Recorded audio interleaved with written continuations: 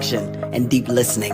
I'm your host, KYNDversation. KYNDversations was born from my own inner dialogue, my journey of spirituality through life's unfoldings, questions, and becoming. Along the way, I discovered something essential, that transformation often happens not in isolation, but in conversation. In this podcast, I sit with people from diverse faith traditions, spiritual paths, and lived experiences to explore one central question. What does devotion mean to you? And how does your relationship to the sacred shape your life?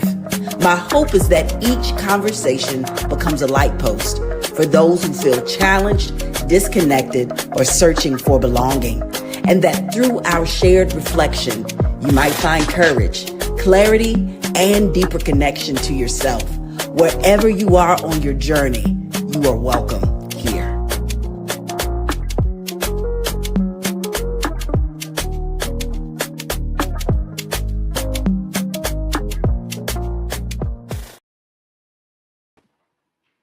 Welcome to KYNDversations. I'm so excited about my next guest, Dr. Liza Rankow.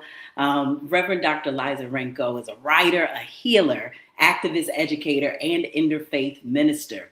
Her life work enters the deep healing that is essential to personal and social transformation. Liza is the founder and former executive director of One Life Institute, which for almost 20 years supported the well-being of frontline activists and caregivers. She has been a spiritual counselor and teacher for over 3 decades. Her new book is Soul Medicine for a Fractured World, Healing Justice, and the Path of Wholeness. Please help me welcome Dr. Liza Rankow. Hello. Hey, Kendra. It's so good to see you. It's good to see you too, Liza. How are you arriving today? You know, I think I'm arriving with a soft heart. I have my candle lit next to the laptop, and I did some centering before I came on, and I'm just feeling the tenderness of us gathering together in these times in particular. Thank you for bringing a tender heart into this space. It's been an interesting week, at least for me personally. I know in the world it's also been a hot week in terms of all the things that are happening around the country and around the world when it comes to crises, when it comes to tragedy. And we all need some spaciousness in the softness and tenderness right now. Yeah. I'm definitely going to get into the book. I'm so excited that you said yes to re-recording this. We already had a previous interview that was wiped clean on this platform, but I'm glad that you're back. And I'm so excited to know that the book won an award recently. It did. Thank you. Yes, it was a gold winner in the 2026 Nautilus Book Awards. And I am so honored by that affirmation. Absolutely. So well deserving. When I hear the word soul medicine, it immediately stops me in my tracks. So great. For you, Liza, because the book is written so personally, as you invite us all into healing the wounds that we've been encumbered by through this living experience, what does soul medicine mean to you? Yeah, you know, it's interesting when people ask me that because I never actually define it in the book. There's a way that the whole book is descriptive. And I think maybe the capsule version would be to engage that deep inner healing, right? Both our own wounds and traumas, our ancestral and cultural wounds and traumas, and then to place that healing, I won't say that healed self, but that healing self in service to the collective healing that is needed in these times. Hmm. Thank you for describing that. And I love that you use the word healing because we're always on a journey of peeling back the layers. That's right. Um, mhm. When it comes to um, the activism piece of the book and the relationship between activism and ministry that you highlighted in the work that you did at One Life, how did you discover that that relationship of ministry and activism could go together, that there was something there for you to contribute to? Yeah. Both the book and my life have really been located at that intersection between healing, spirituality, and social justice, social activism. And they were not always integrated in my life. In fact, I think I talk a little bit about that in the book, this roller coaster of Mm. extremes that either I was, going hard in the paint, all in, in the street, doing all manner of venues, shall we say, toward social transformation, or I burnt out and Mm. I was flattened and exhausted. And because I live with chronic illness, sometimes hospitalized. And then that would be followed by a long period of deep inner healing and tarrying with the spirit. Mm. And I'm a little bit embarrassed to say how long it took me before I finally got a clue and brought those two together. Mm. I think my child self, my 8 or 9 year old self, didn't have any question about those being joined. But that then I got all smart and grown and lost my way. Mm. But now I think of it as like the in breath and the out breath, that we can't have one without the other. Mhm. That they really they inform each other, they sustain each other, they widen and deepen each other in a way that is, I think, essential for us to become the people who we are called to become. Mhm. Mhm. I absolutely agree with you. They do have a symbiotic relationship, and I'm thinking of a friend of mine, Revelia. Yes. She often talks about doing the inner curriculum, Mhm. and the importance of people being able to excavate the things within themselves that need to be tended to in order for them to live into what they've been called to be and do in the world. And when I hear you talk about this relationship that they have, I think about the inner curriculum. I'm Mhm. also thinking about you Mhm. being an educator in this moment, Liza. Yeah.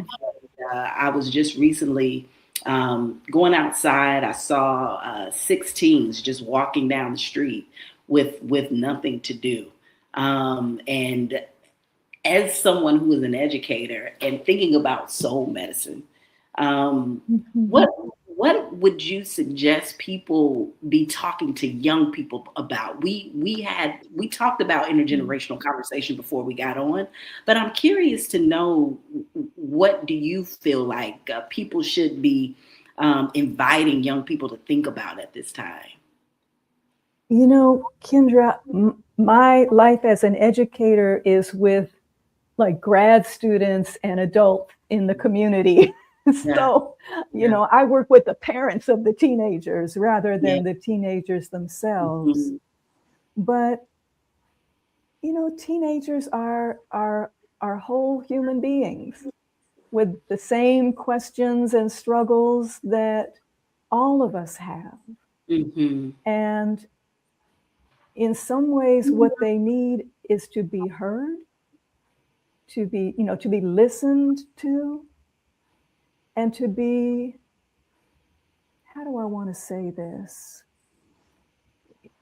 For their dignity as full souled beings. They need some love and some guidance and some tools and practices and some learning to continue to develop and to grow. but not from a place of making them feel somehow less than or inferior or inadequate, right? One of the things that I lift up a lot in the book, as you know, is that discernment of purpose. And I tell the story of one of my students who was a woman in her 70s, very accomplished. She had a PhD. She was a consultant, traveled all over the world, but still something in her felt like she didn't know what her purpose was. I know people all across the age spectrum who wrestle with that question. And wouldn't it be amazing for us to invite our young people, our teenage folks, into the idea of, you are here on the planet with a divine purpose, that there is an imprint in your soul that called you to be here in these times, not your job description, not your career path, not the projects you accomplish, but your you-ness, as Dr. Howard Thurman would say, your you-ness, right?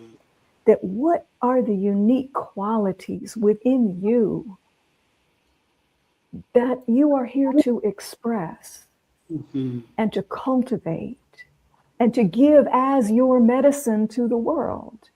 And those qualities can be embodied in any number of different ways, right?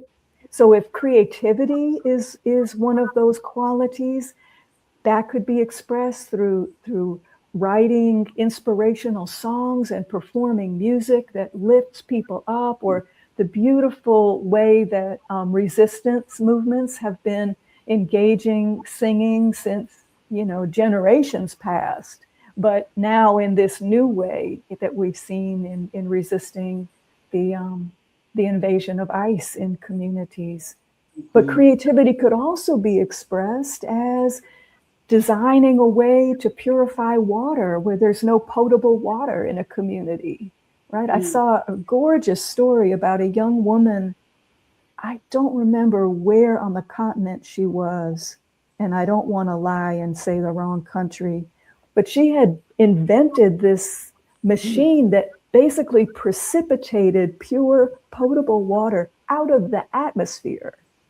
It blew my mind. But that's a noble expression of a creative quality within your soul, right? Totally different way of expressing it. Absolutely. So that's, what if we raised our young folks and their parents and their grandparents, to have an appreciation and an honoring of their gifts in that way. Absolutely. That's a long answer to your question, but no, the perfect answer. And I'm glad it was long, because so many people are navigating what is mine to do. What is my purpose, particularly those who have transitioned careers or have been laid off, or people who are dealing with chronic illness and having to readjust how they work in the world. And so I'm wondering for you, Liza, since you mentioned navigating chronic illness, how did that shape your purpose, if at all? And how did you navigate that journey spiritually? Yeah, it did shape my journey very deeply. But I just want to piggyback on what your segue about what is mine to do when in the face of a career change or a life-changing diagnosis. The question before that question is, who am I called to be? So before we even think about doing, right? Because we're so acculturated in, racial capital, colonial United States, Western modernity, that it's all about what we do. Gotta do. But before the doing, right, is the being. So what is ours to be? Who are we? Dr. Thurman said, who are you really? Right? That was one of his signature questions. And it wasn't a question to answer in the moment. It was a question to live into over time. it was a question to have a courtship with, right? To romance it and to listen to its whispered answers. That being question, that's like those qualities we were just talking about. And then that being gives shape to our doing. So it's not yes, sometimes there's efficacy in going to a career counselor and figuring out how you're going to pay your bills. But how are you going to satisfy your soul's yearning?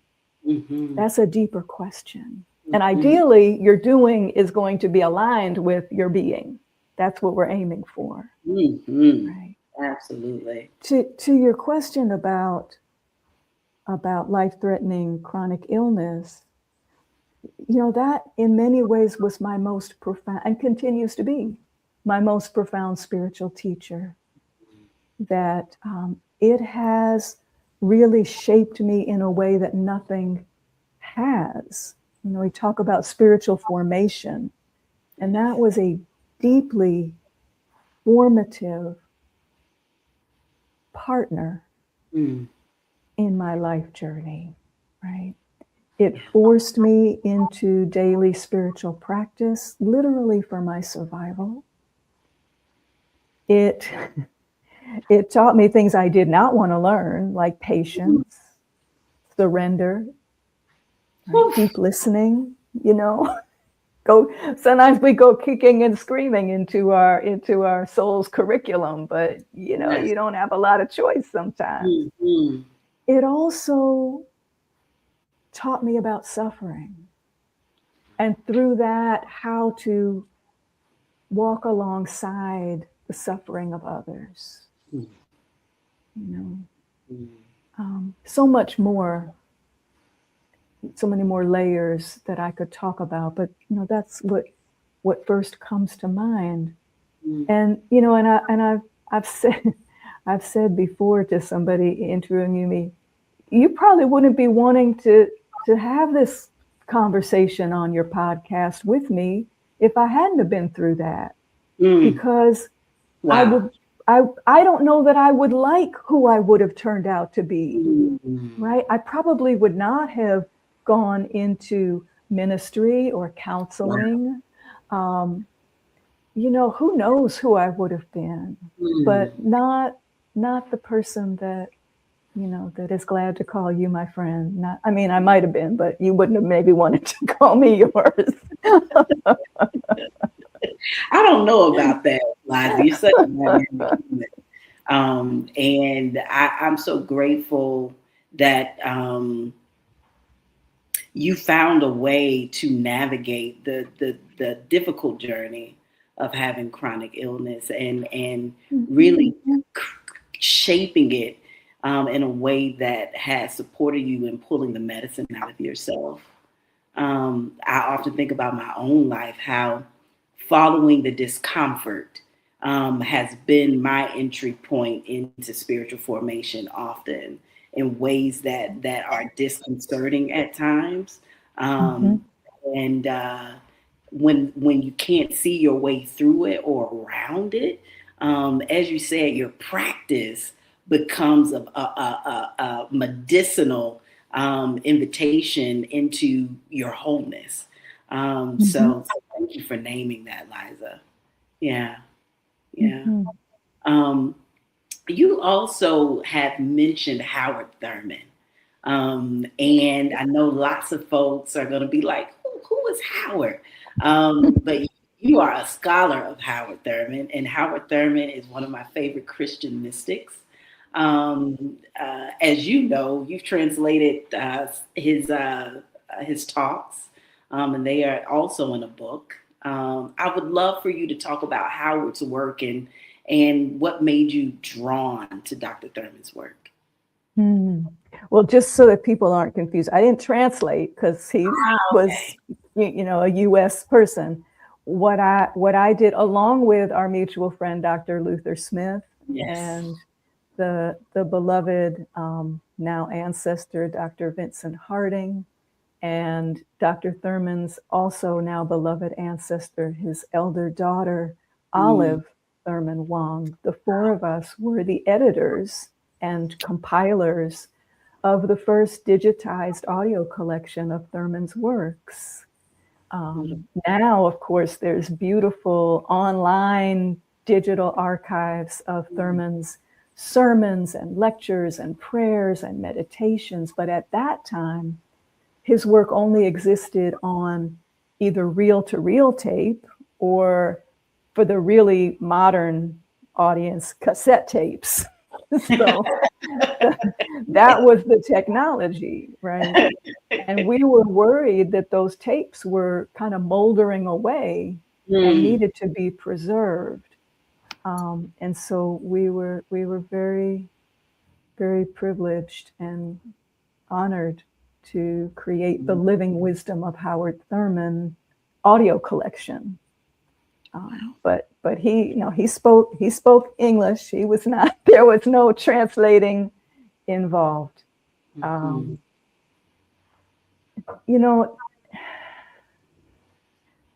Pretty much everything we've talked about so far, I could somehow relate to Thurman. Talking about purpose, talking about suffering, talking about the integration of a deep mystic spirituality with a commitment to social justice and transformation. Those are all essential to his life and legacy. And that, that expression, that focus, those subjects, so important to me, that how could I not just fall in love when I discovered Dr. Thurman and his teachings. Yeah. I thank you for that correction. All the people that you mentioned are, I've not met his daughter before, but all the others I've been able to meet. And it's wonderful to know that you all connected in that way to make this contribution to the world. You mentioned practices earlier, how chronic illness drove you to practices to support you in your ability to thrive and sustain yourself. What practices have supported you throughout the years, and have they changed over time? Yeah, I think it's a both and. There are some that have woven through with some consistency, and there are others that, rise and fall. Sometimes they cycle back.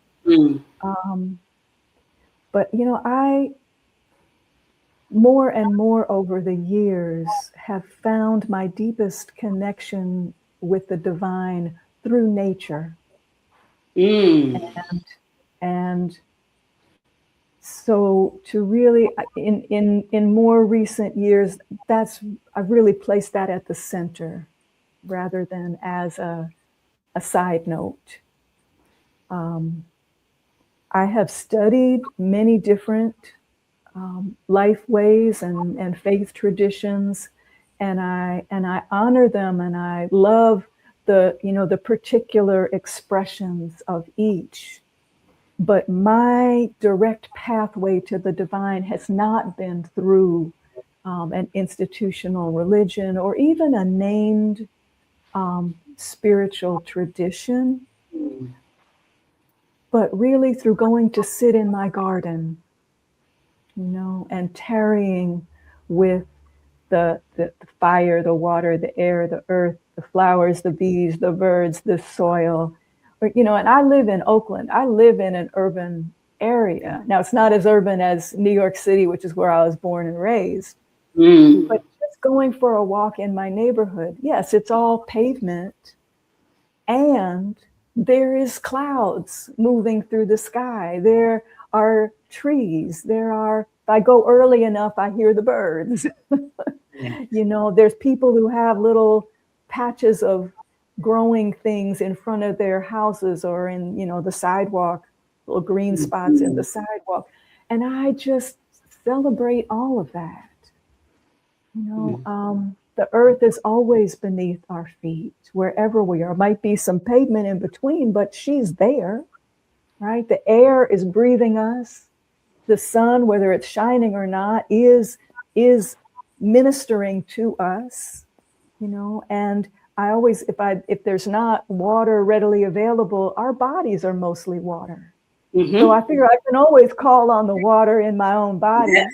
Yes. All of the elements are present in our bodies. Yeah. So, the elements are spiritual intelligences. And I really find everything in nature. Mm-hmm. We humble ourselves and get past the anthropocentrism that we're trained into. But if we really listen, everything is alive, everything is related to us, everything can be our teacher. Some of my best spiritual teachers are trees.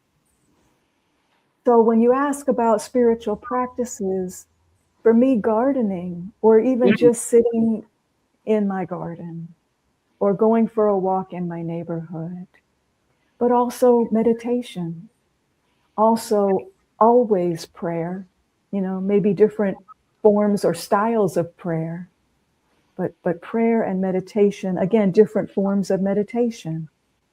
In some of the times of greatest physical pain in my body, I developed a practice of just moving the energy, healing, what to me,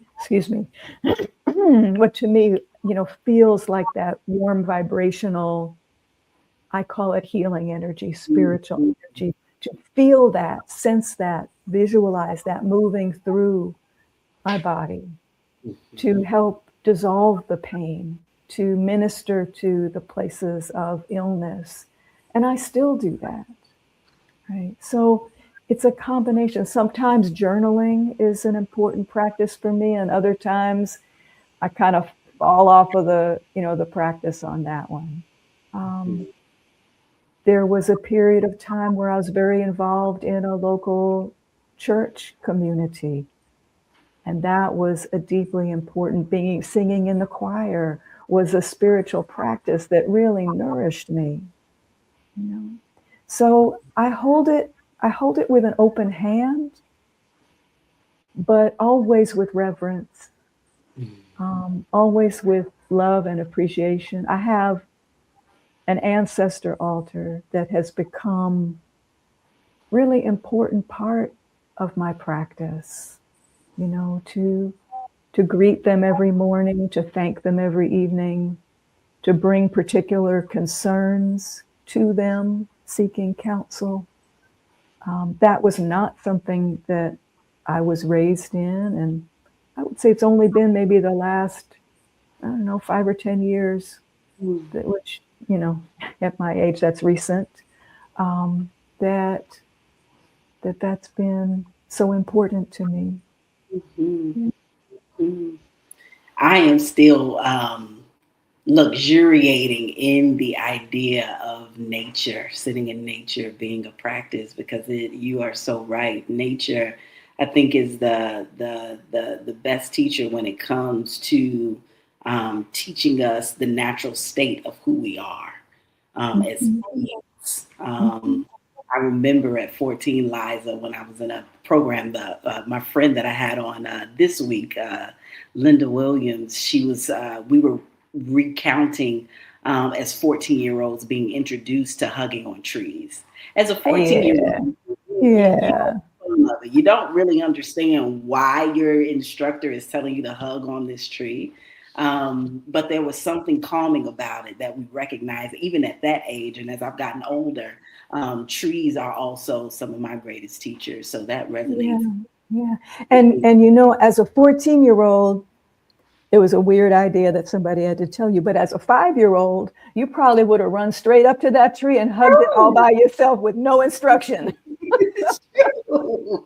It is so true. Yeah, I think I think about your title, Soul Medicine for a Fractured World. I think that is one of the biggest fractures in our world, is our disconnection from the land, from nature, how some religious groups may feel that being present in nature and honoring nature is demonic when it's actually a representation of the God you say you believe in that created it.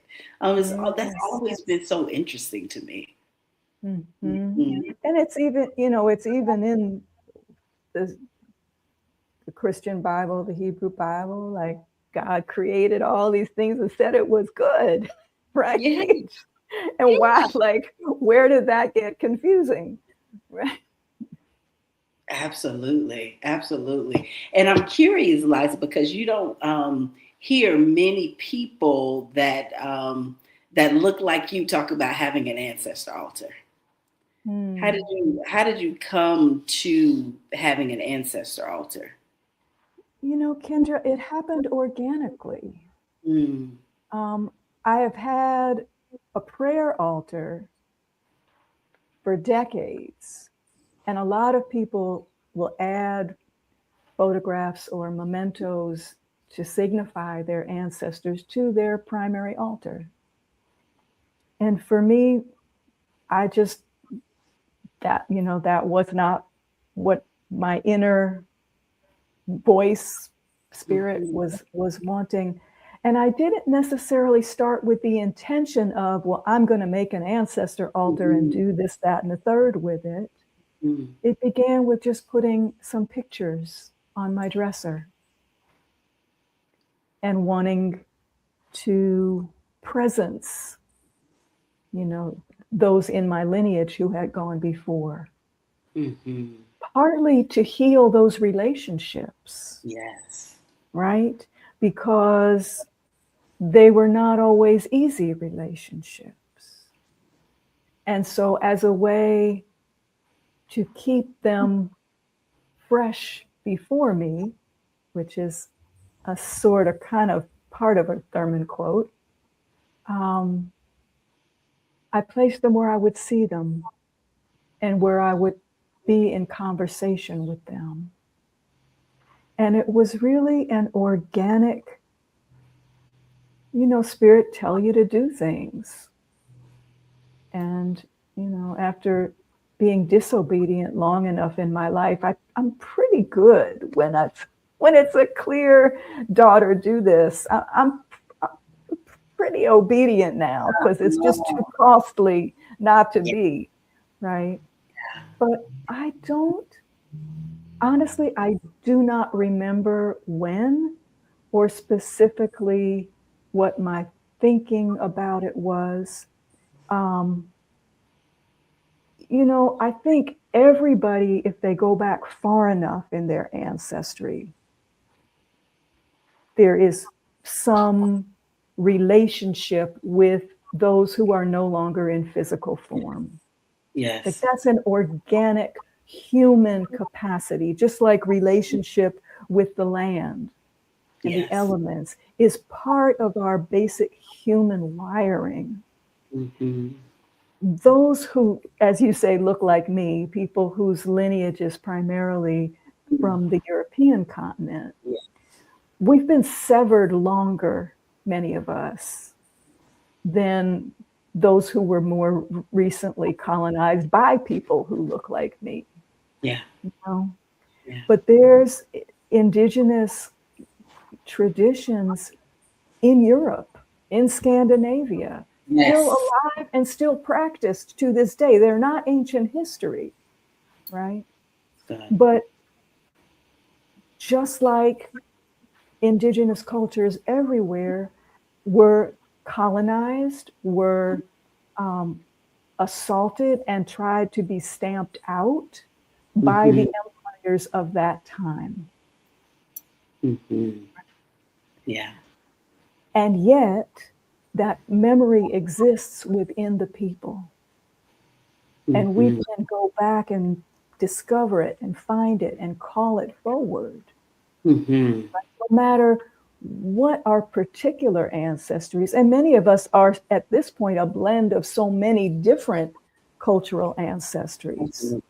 I'm at least 5 different bloodlines in me. So which one do I, right?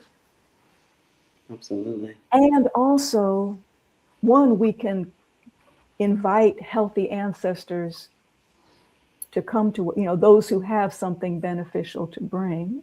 Mm. And also we can go straight to the earth. The earth is our original ancestor. The elements are our ancestor. That there are archetypal principles that are ancestral to human beings. Mm-hmm. Mm-hmm. So there's many doors in. We don't. It is inappropriate to to hijack somebody else's because you want a thing. Mm-hmm. Mm-hmm. But we can also dial direct, so to speak. Mm-hmm. So I think the way I say it in the book is, if you feel called to do this, you may want to explore what the ancestral practices in your cultural lineage are. Or you may choose to just simply create a space in your life to invite those relationships. Yes. I'm not doing elaborate practices. I'm in relationship. I love that. Liza. Really, everything, at least on this planet, is about relationship. We are in relationship with all of life, and forgetting that, and we belong to all of life. And it's our forgetting that, or our severance from that through acculturation, that sets us up for the kind of cruelty and violence and domination and oppression and all of the shit, if I'm allowed to curse on your program, we are living in and we are experiencing in the present time. Thank you for naming that you are in relationship. Absolutely. That's such an important key, because I think so often, particularly those who come to ancestral veneration through an institution, it can be very easy to make it a religious practice instead of a relational practice. Well, and for some it is. For some it is a religious practice. I don't call what I do veneration. I mean, it's my mom and my dad and my grandma and my grandpa. I mean, I've been in relationship with them since I got here. Why should I not be in relationship with them just because they're no longer in a body? Absolutely. And the power of being able to heal in relationship when they're beyond this life is something that I want people to take with them who may not have a practice of ancestor art. That just because a person transitions doesn't mean the work can't be done. And Kyndra, I will tell you, I did not know that until I experienced it with my father. Wow. Yeah. I loved my dad. He loved me, but we did not have an easy relationship. And he died just a week before my 35th birthday. And my spiritual understanding at that time was that, yes, we live beyond this body, but that any more healing between he and I would have to wait till I died and we were on the same, in the same place, wherever that was, in order to do that. Well, imagine my surprise when it turned out we were still in relationship and we were in active healing, him from his side and me from mine, and eventually doing it together, him from the non-physical dimension, me right here. I did not know that was possible. I wasn't looking for it because I didn't expect it. But we both have continued to grow. Our relationship continued to grow and evolve.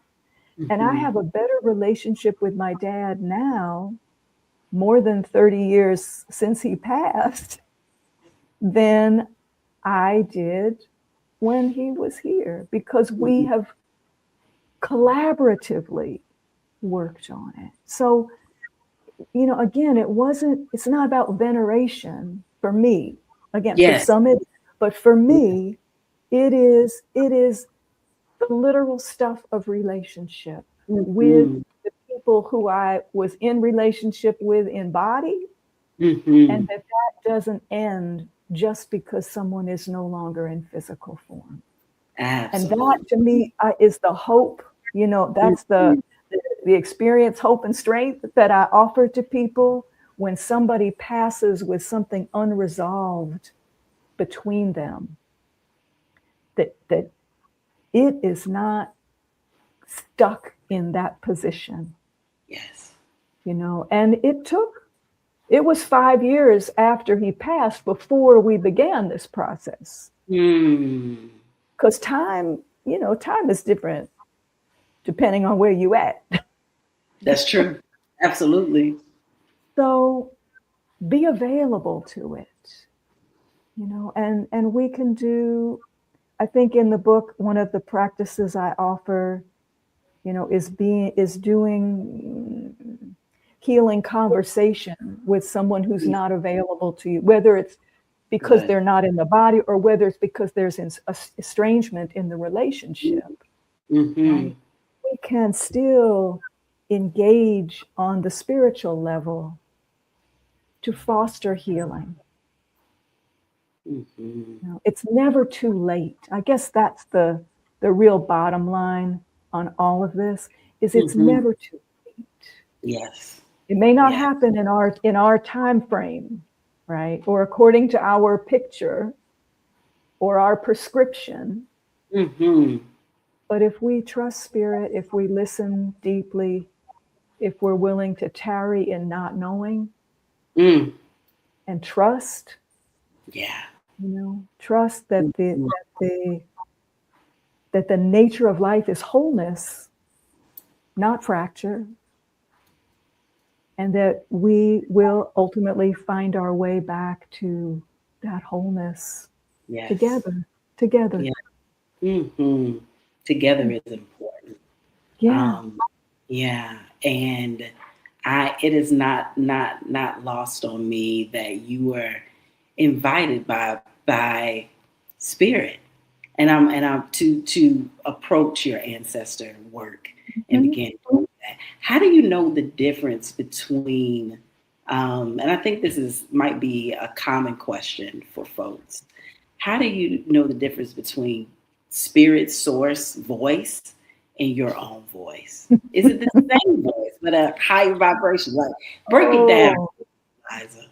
girl, I wish I had like an easy litmus test, The closest thing I could come to for a litmus test is if it is demeaning you, if Mm, it is making you feel unworthy or ashamed, if it is cruel, mm, that's probably your inner critic, your ego, your third grade teacher who is somewhere in there, whatever, your former spouse who you fought with, and not spirit.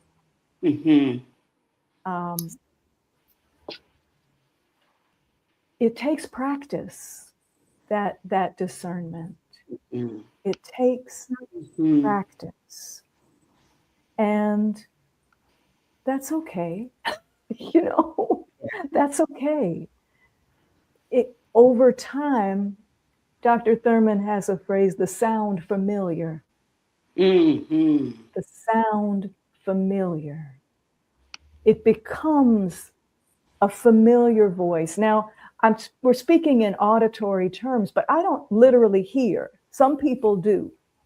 Some Right. people hear a voice. I always was jealous of the people who could hear a voice, Some people see a vision. Mm. For me, it's more of a kinesthetic, intuitive sense. Yes. Me too. And it has taken years to trust it, right? Mm. It's so, I don't even know the right word. Ephemeral is what I was going to say, but it's not. Ephemeral is like, comes and it goes, but it diaphanous almost. It's just, that's a good word for it. I've never used that word for it before, but maybe that'll work. It's almost like, a light breeze on your skin that did you feel it or not, Yeah. And it was really almost like, well, what if that was guidance? What happens if I follow that? Let's just for drill, let's see, maybe that was the thing. And it's most clear to me when I'm doing counseling sessions with someone, not for my own questions, but when I always pray in for a counseling session and invite spirit to open to us both what needs to come through and so forth. And I will often get a lot of intuitive information for them, right? Sometimes it shows up in the linearity of words. Sometimes it's like a gestalt knowing, right? And again, with practice over time, you begin to recognize, the fingerprints of that, deeper wisdom, right?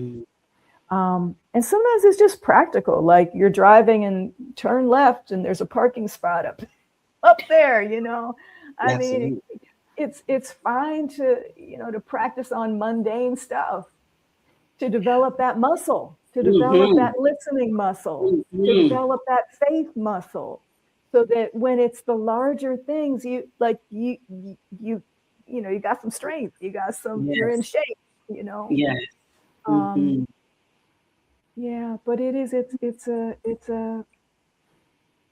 a practice of listening, a practice of suspending disbelief. Yes. But also putting it through that filter. Right? Yeah. Because any spirit, God, ancestor, maybe some ancestors that are unhealed are going to come with cruelty, but that's not who you want to listen to. Right. Right. Right. Also, if you're asking for ancestral guidance or asking for guidance, you can ask for only that which comes in love. Yes. And which is for the highest good of all. You could set a filter, right? You could set a spiritual intention, but you're not just like on the party line and you pick up and whoever's there, that's who you're going to talk to. Right. Dial a number. Dial the number for who you want to talk to, right? Be specific. Specific. I invite guidance from the source of love and wisdom for whatever is for my highest good and the highest good of all of life. Yeah.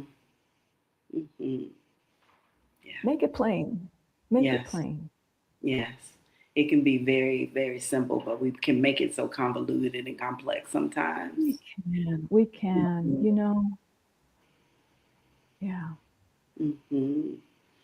I want to go back to this relationship between justice and between ministry. I've been thinking a lot lately about I live in a neighborhood where my house sits between two churches. And the neighborhood outside of gentrification still pretty much looks the same in terms of people's challenges, people's access. And I've been asking myself the question lately, well, what happens when we are overly focused on our spirituality and we aren't seeing the world around us? I think gets in the way of spiritual communities moving toward that integration of activism and spiritual practice. Kendra, don't know that I could speak for what gets in the way for spiritual communities writ large, you know?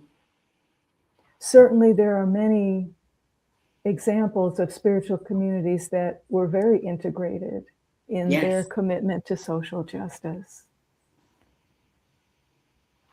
Individually speaking, I can say from my own experience that part of that schism was, you know, this whole judgmental debate about what's more important and what comes before the other. Like one is a prerequisite, right? There are those who say that, well, we have to begin with our own personal spiritual maturity and enlightenment and liberation, and you know, it's all an inside job. And when we whether it's when we get saved or when we get enlightened, but when we do something inside, then the world will take care of itself. Or we have to do that before we can engage in the world. And then there's those that say the world is on fire. We must address the injustices rampant in the world before we have the luxury to contemplate our inner life. And there's some knockdown, drag out fights between those two camps, right? And I have spent time in both of them on my life journey. And again, what I finally came to, right, is that they are not separate. How could they be separate? And I look to, and I do, this is something else in the book. It grows out of my doctoral work, actually, and then some teaching I used to do in graduate schools about what I came to call mystic activists. And these are folks, they may or may not self-identify as a mystic, right? Because the term mystic is deeply problematic for so many reasons anyway.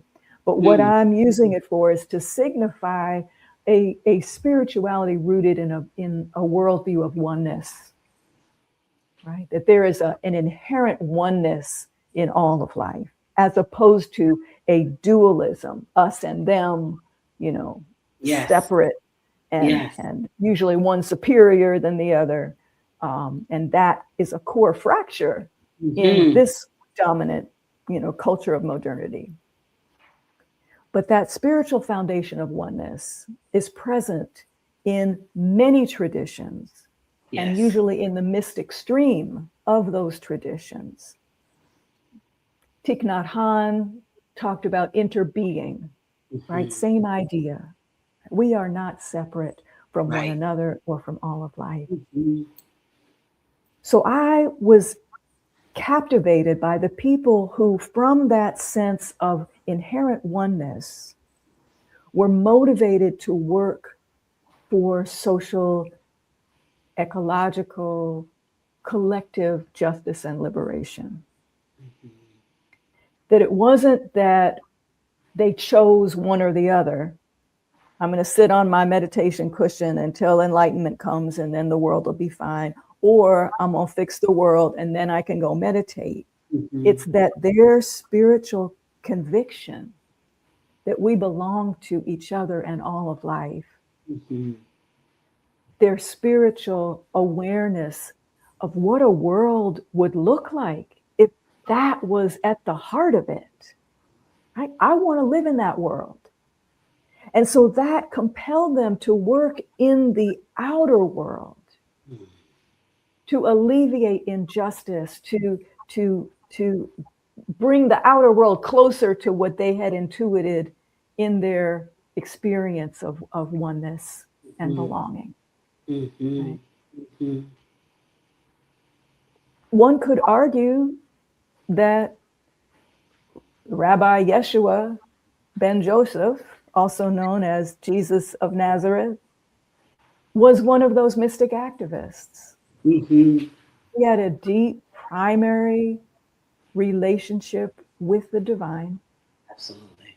That compelled him to work against the Roman Empire for the collective liberation of the people. Mm-hmm. Howard Thurman's book, Jesus and the Disinherited, really breaks that down. And that became kind of like the instruction manual for the Southern Freedom Movement, also known as Civil Rights Movement. So that was the theological blueprint for the Civil Rights Movement, right? Based on that prophetic, mystic activist, Jesus. Yes. You know? But there are so many others, you know, throughout history and in the contemporary world who to me, you know, in some way or another embody, each in their own unique form, in their own faith tradition, in their own cultural heritage, in their own areas of activism, right? Thich Nhat Hanh would certainly be one of those, you know. Vimala Thakar, I tell her story in the book. She's a woman from India, joined the Ancestors not that long ago, in the 2000s. Oh, wow. But she was part of the Vinoba Bhave's land gift movement in India, where they invited wealthy landowners to gift land to the landless poor. Straight up give away some of their property, in quotes, right? Because can you really own land which is alive and intelligent? But capitalism. And they transferred, I don't want to lie about how many hundreds, thousands. I mean, it wasn't hundreds, it was at least hundreds of thousands. I mean, it was a lot of acres that got transferred, and they call it the Bloodless Revolution. So she was, you know, a deep spiritual teacher and student, but she was also involved in social justice activism, right? So many, many examples of that. It's not something that is like the rare, exalted, celebrated few. It's a template that any of us can live into. We don't have to have had, you know, a quote unquote mystic, transcendent encounter with the divine. If we have a worldview of oneness, of the dignity and worth and belonging of all beings, and there's an ethical demand in that to work towards a world that honors the dignity, belonging, worth, worthiness, preciousness of all, human and beyond, of the earth, you know? Absolutely. So when you say, I know you asked a question about ministry and justice. That answers and it, I'm though. talking, and it's I'm not so much talking about ministry, Right. but the embodied spiritual life. Yes. Yes. Absolutely. Absolutely. It is, and I think it's important to note too, for people who are thinking very singularly about activism, that it only looks one way, that activism can look a myriad of ways when we're thinking about how we're contributing, as you said, to the collective good. Because I think Conversations is part of my contribution to social activism. Absolutely. And Kendra, I do just want to like put a you know, an asterisk or an exclamation point or something on what you just said, so that people don't miss that. Because again, a lot of what I know is from the mistakes I made earlier in my life. I was one of those judgmental, well, if your activism doesn't look like this, you know, then you are not down with the movement, right? You know? Yeah. And, you know, girl, there's so much to be humble about. There are myriad ways that we contribute to this collective transgenerational project. You know, Yes. I'm leaning a lot on Minneapolis lately because it's fresh in so many of our minds. You know, there were people who went in the streets and stood against the ICE invasion. There were people who collected money to pay the rent of immigrant families who were needing to shelter in place in order to avoid being snatched and deported. There were people who cooked meals, both for the folks in the streets and the folks who were sheltering in place. There were people who walked the children to school to keep them safe from getting snatched, or their parents getting snatched by walking them to school. There were people who wrote songs that thousands of folks sang together in the street in below freezing weather. I mean, so many gorgeous expressions, all of them essential. There were people who did healing work with folks who were traumatized by their frontline activism. You know, it comes back to what we were saying before about who you be. Yes. What is that calling in you? What are the qualities in your soul?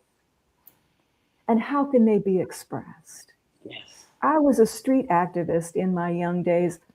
I can't do that anymore. Not just because the body isn't equipped, but my spirit is too porous now. It feels like I mean, maybe it's some neuroatypia or whatever, you know, however we're describing that now. But do what is yours that is fulfilling to you and contributes to the collective. Like, you don't have to do what is, you know, what is you have an aversion to or a fear about, or I mean, sometimes it's good to push through our fears, but not in a way that's abusive. Right. You know? So what is it that calls you? And often our calling is scary to us because it's bigger than we can do on our own. Absolutely. But we're not doing anything on our own, ever. Whew. And that's so crucial, right? That's so crucial. Absolutely. So yes, stretch beyond our comfort zones. Dare ourselves into something that we're maybe a little nervous about, but connect to that larger life that is always with us. Connect to our comrades, connect to our ancestors, to the trees, to the earth, to each other, to that wiser, deeper part of ourselves. And that's how we grow. That's how we heal. And that's how we change the world. Together. Together. Thank you. Thank you for naming all those things, Liza. Thank you for the work that you do. Thank you for the wisdom that you lend, not only here, but in so many other spaces. And I hope that everybody that is viewing will share this and you all go out and get soul medicine for a fractured world. Thank you again, Liza, for your time today. Thank you so much, Kendra. Anytime I get to sit and talk with you, it's a good day. Thank you. I feel the same way. All right.